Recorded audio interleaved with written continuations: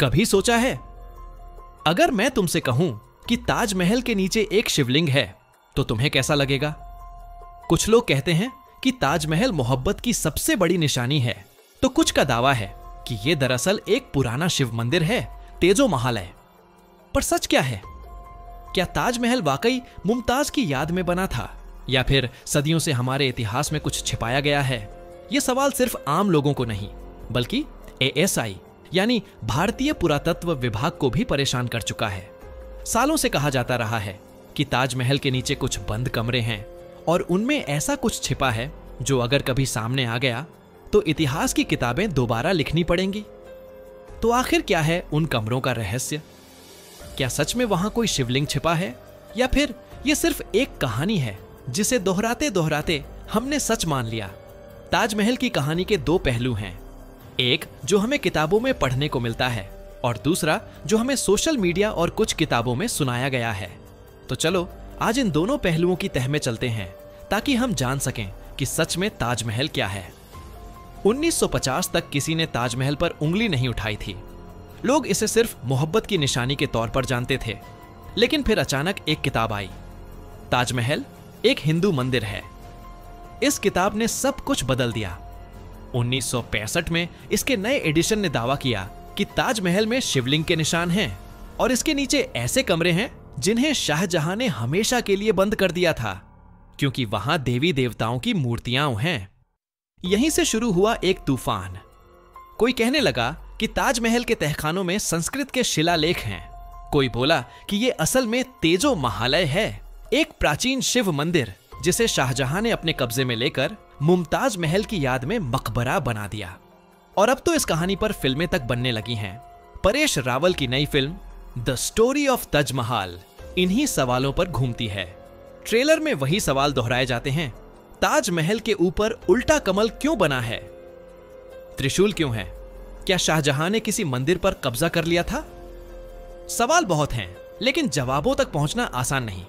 इन सवालों की जड़ में है एक शख्स, P.N. ओक। अब सवाल उठता है, आखिर ये P.N. ओके कौन थे? 1917 में महाराष्ट्र में जन्मे ओक इंग्लिश लिटरेचर के छात्र थे। आजाद हिंद फौज में रह चुके थे। आजादी के बाद उन्होंने पत्रकारिता की और फिर इतिहास में दिलचस्पी लेने लगे। उन्होंने ही वो किताब लिखी, ताजमहल द ट्रू स्टोरी। और यहीं से शुरू हुई एक लंबी बहस जो आज तक चल रही है।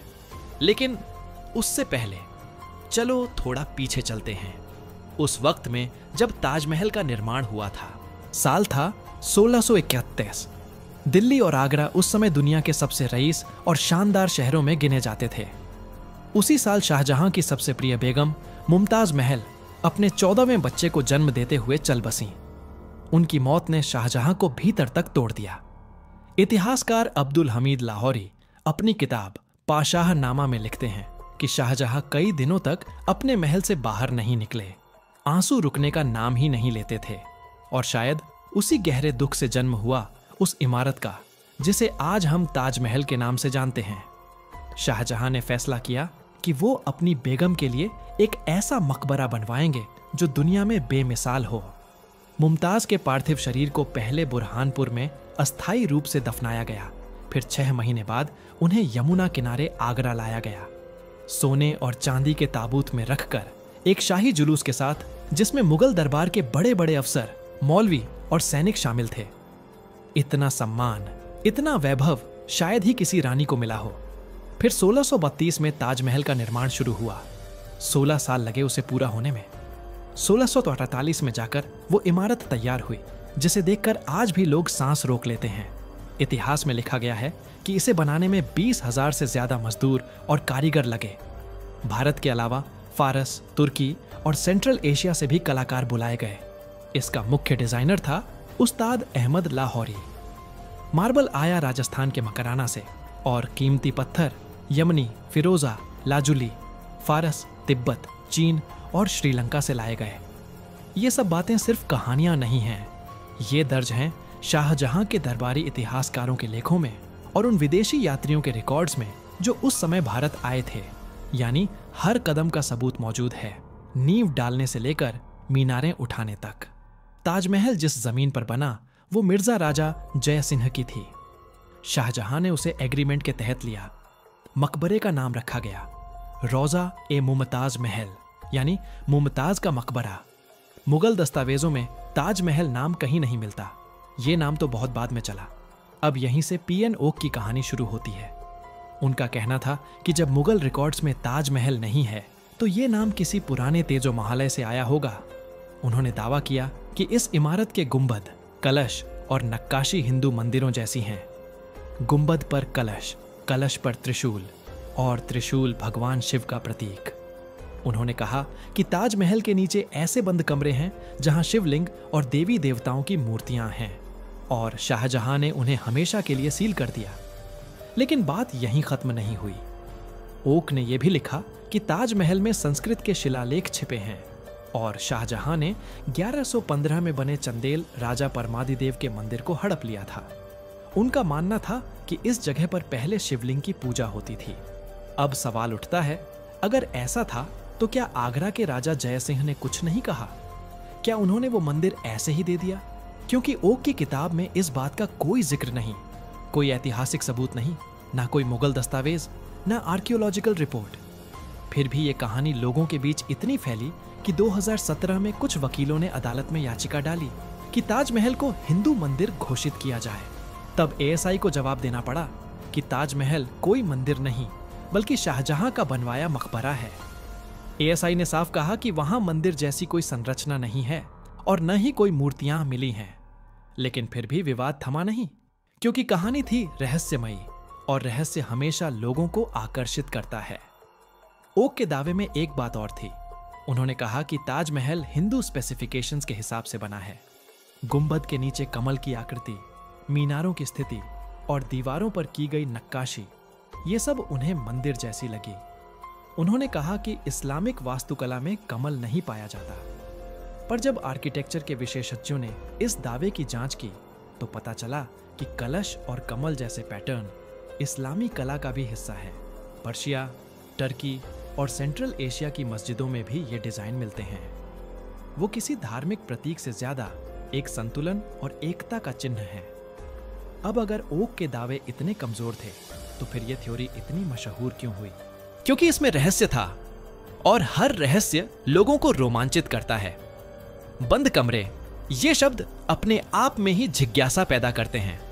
वो कमरे जो कभी नहीं खुले, जहां कहा जाता है कि मूर्तियां छिपी हैं। लेकिन जब 2022 में एएसआई ने उन कमरों की तस्वीरें जारी की तो वहां कुछ भी नहीं निकला। सिर्फ सादे दीवारें, ईंटें और पुरानी गलियां। असल में वो कमरे किसी धार्मिक वजह से नहीं बल्कि इंजीनियरिंग के लिए बनाए गए थे। यमुना किनारे बने होने की वजह से ताजमहल की नींव को सहारा देने के लिए तहखाने जैसी संरचना बनाई गई थी। उन्हें स्टोरेज रूम्स या सपोर्ट गैलरीज कहा जा सकता है। ऐसे कमरे हुमायूं के मकबरे के नीचे भी हैं, जो ताजमहल से पहले बना था। फिर भी लोगों का मन मानता कहां है? जब कोई चीज छिपाई जाती है तो शक अपने आप पैदा होता है, और यही शक आज तक जिंदा है। और यही वो पल था जब सवाल और गहराने लगे। अगर ताजमहल सचमुच तेजो महालय था तो फिर वो सारे दस्तावेज, वो सारे राजसी फरमान कहां गए जो इसका जिक्र करते? कुछ इतिहासकार कहते हैं कि शाहजहां ने इसे बस मुमताज के नाम से जोड़कर नया रूप दिया, पर उसकी नींव कहीं और की थी। वहीं कुछ विद्वान यह दावा करते हैं कि इस इमारत के पत्थरों, वास्तुशिल्प और बनावट में हिंदू मंदिर जैसी झलक मिलती है। लेकिन असली उलझन यहीं से शुरू होती है, क्योंकि अगर यह सच है तो फिर सदियों से दुनिया को झूठ दिखाया गया, या फिर यह महज एक भ्रम है जो समय के साथ बढ़ता गया। पुराने दस्तावेजों में एक दिलचस्प बात लिखी है। शाहजहां ने आगरा में एक नया मकबरा बनाने का आदेश दिया था, लेकिन उसका जिक्र कहीं भी ताजमहल नाम से नहीं मिलता।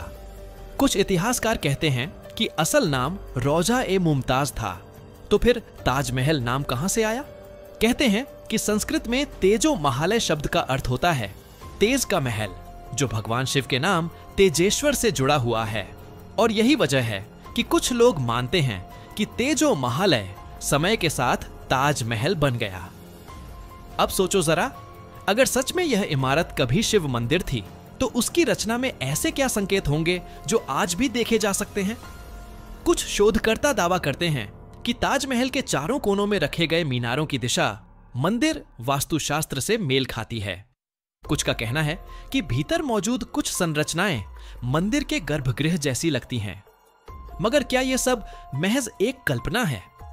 भारतीय पुरातत्व सर्वेक्षण ने कई बार कहा है कि ताजमहल एक इस्लामी मकबरा है और उसके नीचे कोई छिपा हुआ मंदिर नहीं है। लेकिन फिर भी इस जगह को लेकर रहस्य कभी खत्म नहीं होते। कभी किसी ने कहा, अगर ताजमहल के बंद दरवाजे खोले जाए तो सच्चाई खुद बाहर आ जाएगी। और शायद यही वजह है कि आज भी लोग उन 22 बंद कमरों के बारे में बातें करते हैं जो नीचे मौजूद हैं। वो कमरे जिन्हें आम जनता नहीं देख सकती, वो कमरे जिनमें सदियों से अंधेरा पसरा है। कुछ कहते हैं वहां बस रख रखाव का सामान है, जबकि कुछ लोग मानते हैं कि वहीं वो रहस्य छिपा है जो इतिहास पलट सकता है। अब सोचो, अगर सच में वहां शिवलिंग मौजूद है तो इसका मतलब होगा कि भारत के इतिहास की सबसे चर्चित प्रेम कहानी के पीछे एक छिपा हुआ सच है। लेकिन अगर वहां कुछ नहीं है तो फिर ये सारी बातें बस कल्पना हैं जो सोशल मीडिया और अफवाहों ने बढ़ा दी। सवाल यह नहीं कि सच क्या है, सवाल यह है कि क्या हम सच्चाई जानना चाहते हैं?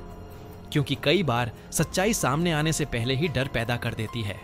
और शायद इसलिए ताजमहल सिर्फ एक इमारत नहीं रहा, वो एक रहस्य बन चुका है, एक ऐसा प्रतीक जो हर इंसान की सोच के हिसाब से अपना अर्थ बदल लेता है। कभी वो मोहब्बत की निशानी लगता है तो कभी छिपे हुए इतिहास का एक सवाल। जो भी हो, एक बात तो तय है, ताजमहल ने जितना मोहब्बत सिखाई है उतनी ही जिज्ञासा भी पैदा की है। और शायद यही इसकी असली खूबसूरती है, क्योंकि रहस्य अगर खत्म हो जाए तो कहानी भी खत्म हो जाती है। अगर आपको यह कहानी सोचने पर मजबूर कर गई हो, अगर आपके मन में भी यह सवाल रह गया हो कि ताजमहल सच में क्या है, तो यह सोच अपने तक मत रखना। नीचे कमेंट में बताओ, तुम्हारे हिसाब से ताजमहल के नीचे क्या छिपा हो सकता है? और अगर ऐसे ही रहस्यमयी सच और अनकही कहानियां सुनना चाहते हो तो चैनल को सब्सक्राइब करो, क्योंकि अगली बार हम एक और ऐसे रहस्य की परतें खोलने वाले हैं जिसे सुनकर तुम्हारा नजरिया फिर बदल जाएगा।